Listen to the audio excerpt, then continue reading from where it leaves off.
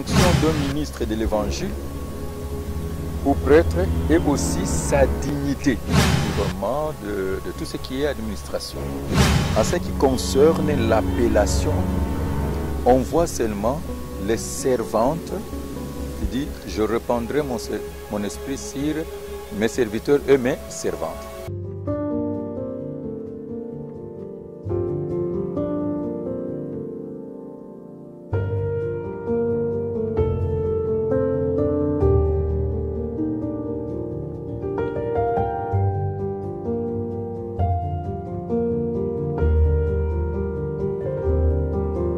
Bienvenue à tous et à toutes dans votre chaîne Astravision TV officielle. Aujourd'hui, on reçoit encore une fois de plus l'évangéliste Sonny Kafuta Rothman, visionnaire de l'armée de l'Éternel, organisme d'évangélisation, président national, représentant général et évêque général de l'Église du Réveil du Congo en sigle ERC. Bonjour évangéliste. Bonjour. Comment vous allez? Comment va la santé de votre Église? Oui, ça va par la grâce de Dieu. On veut parler de l'Église. Maintenant, on veut savoir d'abord la définition de l'Église. C'est quoi l'Église? Quand on parle de l'Église, quand on dit l'Église, c'est quoi? Merci beaucoup. Vous savez, sur la terre, nous avons trois regroupements ou trois entités. Il y a Israël, les nations païennes et l'Église. Si vous lisez la Bible, dans l'Ancienne Alliance, avant la venue de notre Seigneur Jésus-Christ, le peuple de Dieu était formé de tous les descendants d'Abraham, Isaac et Jacob, c'est-à-dire les 12 tribus, par les liens du sang.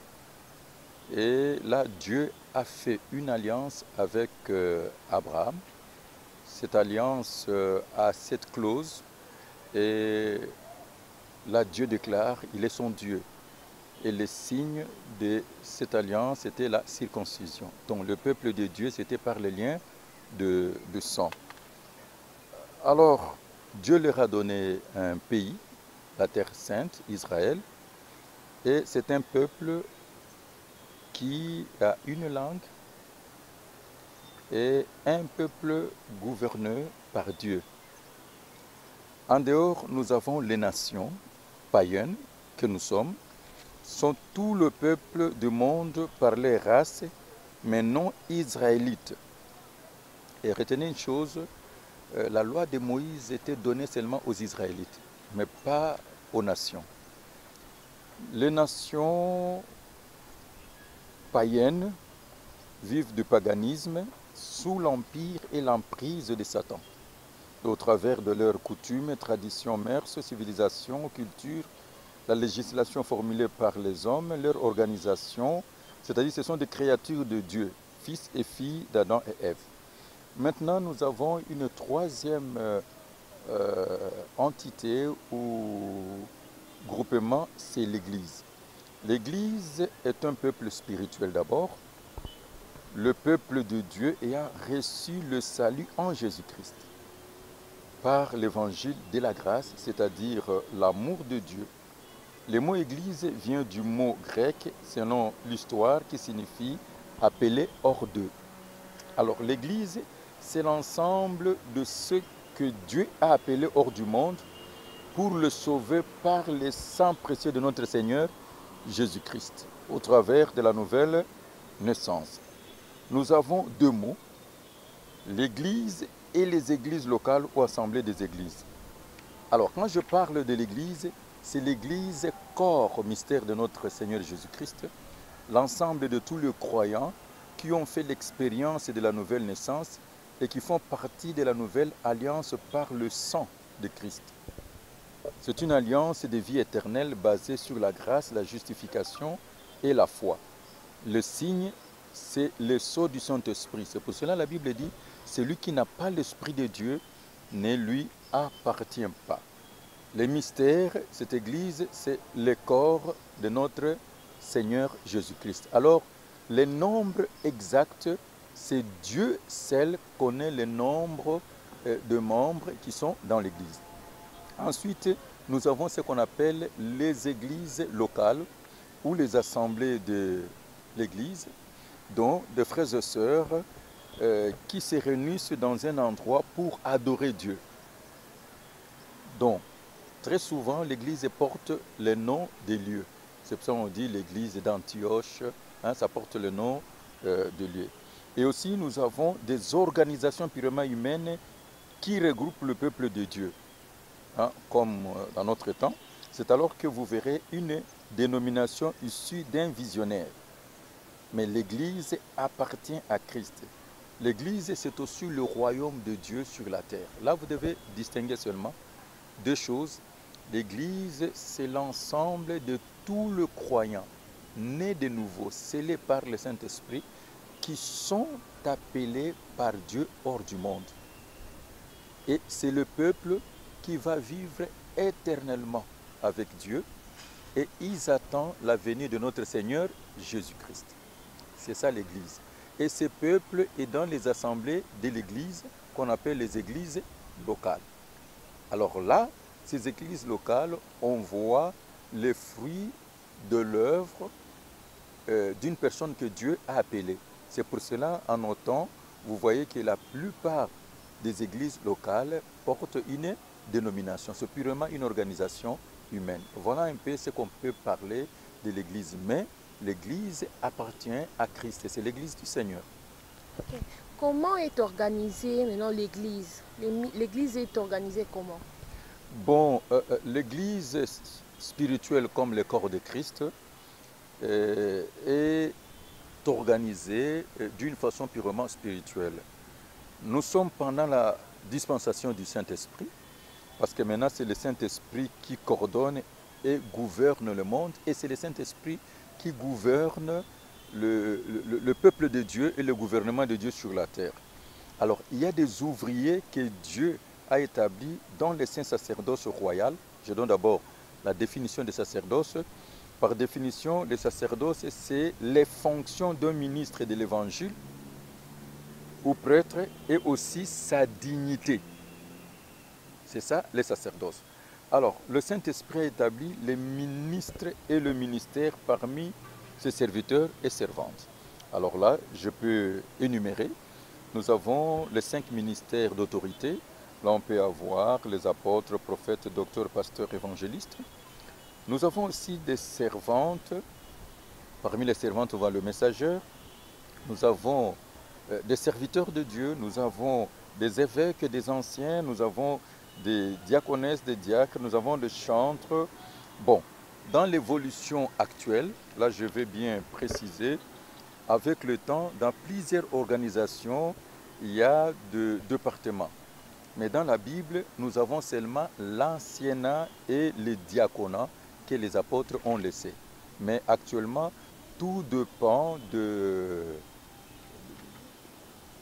demandes, tout dépend de l'organisation. Et nous sommes dans un monde moderne et l'Église est une entreprise comme toute autre entreprise. Et dans l'organisation, vous trouverez des départements. Mais les apôtres nous ont laissé seulement des organes, l'anciennat et les diaconats. Donc, on peut parler aussi de l'évêché. Et qui sont les travailleurs ou ouvriers dans l'église? Seulement les diacres et les anciens. Maintenant, à part les diacres, il n'y a pas d'autres personnes qui peuvent travailler à l'église?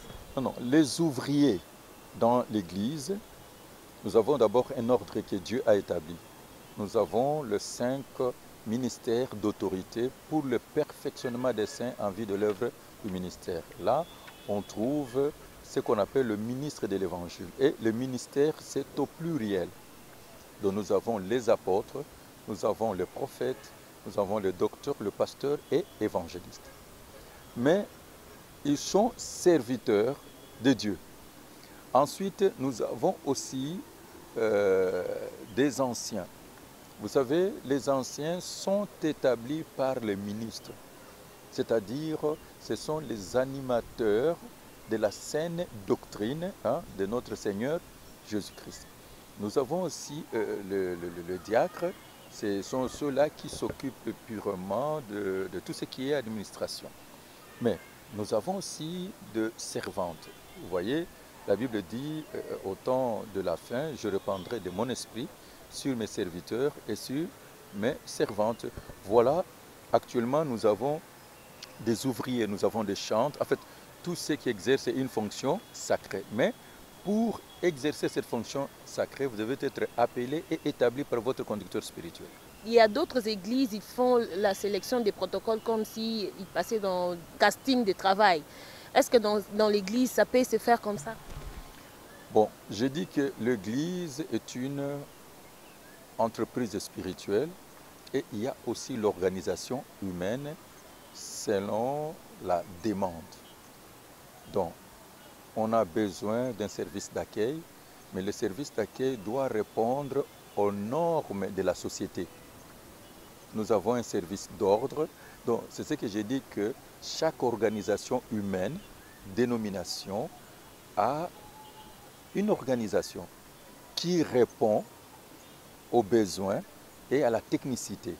Mais quand nous lisons dans la Bible, parce que nous sommes sur le fondement apostolique et des prophètes, Jésus-Christ étant la pierre angulaire, les apôtres, dans leur temps, ils nous ont laissé seulement l'assiénat et le diaconat. Bon, je peux dire que si on peut différencier l'anciennat et le diaconat, vous trouverez tous les services actuels, ils sont dans le diaconat et dans l'assiénat ou l'évêché.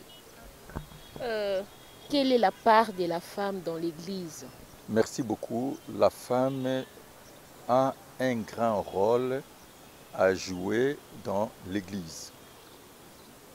Et le rôle de la femme est capital. Merci, c'est une bonne question. Comme je dis que la femme a un grand rôle à jouer dans l'Église et les assemblées de l'Église. Il y a un problème de la terminologie, c'est-à-dire la dénomination dans l'ordre établi par Dieu. Dans la Bible, en ce qui concerne l'appellation, on voit seulement les servantes. Il dit, je répandrai mon esprit sur mes serviteurs et mes servantes. Normalement, une femme qui sert Dieu, on doit l'appeler servante de Dieu ou servante de Jésus-Christ. Ensuite, nous avons dans le diaconat la diaconèse, parce que là vous trouverez cette appellation dans la Bible. Et aussi, nous avons des prophétesses. Vous comprenez? Mais en dehors de cela, jusqu'à la mort des apôtres, on n'a pas établi des femmes apôtres, docteurs, pasteurs, évangélistes ou prophètes, c'est-à-dire du ministère. J'ai dit jusqu'à la mort des apôtres. Alors, les apôtres n'ont pas établi les évêques ou anciennes femmes, ni archevêques. Ce n'est pas une appellation que les apôtres ont laissée. Non, actuellement, vous verrez dans le Nouveau Testament, vous ne trouverez pas qu'on a établi une femme dans ce que je viens de citer. Mais dans le temps actuel, avec l'évolution, et là je parle, c'est purement une organisation humaine. Il y a l'innovation dans l'organisation humaine. Et cette innovation, c'est ce qui crée un conflit, vous comprenez, où tout simplement les gens veulent défendre une position. Et nous, en tant que ministre de Dieu, il ne faut pas prêcher les prétextes, mais il faut prêcher les contextes. Donc, là, je vous inviterai, je vais pour entrer à profondeur, et si vous accordez bien, je vais vous proposer prochainement, vous parler les 5 types de femmes dans l'œuvre de Dieu pour édifier l'Église, où nous avons aussi des femmes visionnaires et charismatiques qui ont bâti de grandes œuvres. Que ce soit dans notre... Non, je dis dans le temps actuel. Dans le temps actuel, nous avons des femmes visionnaires qui ont bâti de grandes œuvres chrétiennes, évangéliques. Et parmi ces femmes-là, nous voyons par exemple chez nous la défunte Maman Toumba, une servante de l'Éternel, et par l'exercice de son travail, hein, est né beaucoup de serviteurs et de servantes et les assemblées de l'Église. Nous verrons par exemple Mama Olangi, la défunte, qui, par la vision de mouvement de combat spirituel, vous voyez, c'est une de plus grandes assemblées, hein, de l'Église, ou tout simplement c'est une grande œuvre partout dans le monde. Et si nous entrons dans d'autres cieux, nous avons des femmes comme Catherine Kuhlman, Joyce Meyer, hein, et dernièrement nous avons vécu la fille d'Osborne. En bref, il faut pour le moment une juste mesure, hein, pour expliquer. Donc il faut vraiment la pastorale, hein, pour recadrer quelle est la place, hein, de la femme dans l'Église. Vous comprenez? Donc, et que nous ne puissions pas nous écarter aussi de la Bible parce que, vous savez, dans l'Église, hein, corps mystère de notre Seigneur Jésus-Christ, dans une église locale, on nous parle de 4 piliers. Donc, la persévérance dans les enseignements des apôtres. On dit la persévérance dans les enseignements des apôtres. On nous parle de la fraction de pain. On nous parle de la prière et de la communion fraternelle. Donc, là, je fais la différence entre ce que les apôtres ont laissé comme fondement et ce que nous voyons actuel, hein, parmi les serviteurs actuels. Alors, j'aimerais vous dire seulement une seule chose, ma fille, dans tout ce qui touche à la foi en Dieu, à la conduite morale des hommes et à l'éternité, la Bible est la source de connaissances. La Bible est l'expression de la volonté de Dieu révélée. Un homme de Dieu doit rester biblique. Alors, tout rassemblement qui n'a pas pour base la personne de notre Seigneur Jésus-Christ, pour objectif son service, pour espérance son prochain retour, ne saurait prétendre être une église. L'église appartient à Christ. Alors là, pour que le peuple de Dieu soit édifié, j'aimerais, si vous permettez, vous accorder un enseignement sur les 5 types de femmes. Mais aujourd'hui, je me limite à vous dire, si vous lisez dans l'Ancien Testament, qui est dans le Nouveau Testament, vous allez voir que dans les saints sacerdoces, hein, Dieu a établi les hommes. Mais dans les temps actuels, par exemple, dans l'Ancienne Alliance, on verra le travail de Marie, la sœur de Moïse. Marie a joué un grand rôle, vous comprenez? Et si vous remarquez dans le Nouveau Testament, vous verrez des femmes, surtout l'apôtre qui a travaillé plus avec les femmes, c'est l'apôtre Paul. Vous comprenez? Et là, nous allons recadrer et définir. Mais seulement, je m'adresse à toutes nos sœurs, jusque-là, pour que vous puissiez bien travailler pour le Seigneur et exercer la grâce que Dieu vous a accordée. Gardez bien cette appellation servante de Dieu, servante de Jésus-Christ. Parce que là, vous pouvez justifier cela par les Saintes Écritures. Il a dit, je répandrai de mon esprit sur mes serviteurs et sur mes servantes. Vous avez une référence. Si vous avez le don de prophétiser ou de prophétie, oui, vous pouvez prendre cette étiquette de prophétesse, mais prophétesse du don. C'est un charisme que Dieu vous a donné. Même l'apôtre Paul dit, quand la femme prie et prophétise, vous comprenez. Mais il y a aussi un verset qui dit, les messageurs de bonnes nouvelles est une grande armée. Voilà, vous pouvez être messageur de bonnes nouvelles de notre Seigneur Jésus-Christ. Vous pouvez être servante. Et le reste, je vais vous parler les 5 types de femmes pour que vous puissiez bien comprendre comment exercer la grâce que Dieu vous accorde. Merci, évangéliste. Merci beaucoup, que Dieu vous bénisse. Amen. Mes très chers internautes, on est arrivé à la fin de notre émission Religion de tous et à la religion de chacun. Aujourd'hui, j'avais reçu encore une fois l'évangéliste Sonny Kafuta Rockman. Il nous a expliqué l'Église, il nous a défini l'Église et il nous a donné l'historique de l'Église. Restez branchés, abonnez-vous massivement, partagez nos vidéos, likez nos vidéos et on se verra à la prochaine. Au revoir.